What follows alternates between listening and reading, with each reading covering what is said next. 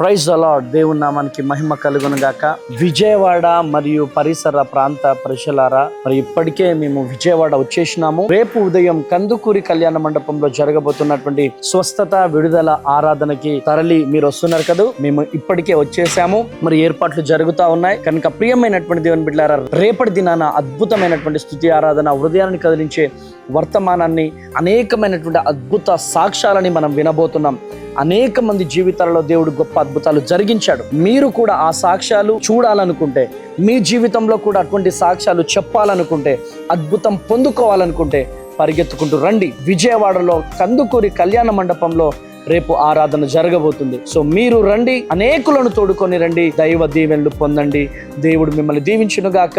రేపు ఉదయం 9 గంటలకే ఆరాధన ప్రారంభమవుతుంది కందుకూరి కళ్యాణ మండపంలో. దేవుడు మిమ్మల్ని దీవించునుగాక. సో మరిన్ని వివరాల కోసం, అడ్రస్ తెలియకపోతే ఈ నెంబర్స్ కి మీరు కాల్ చేయండి.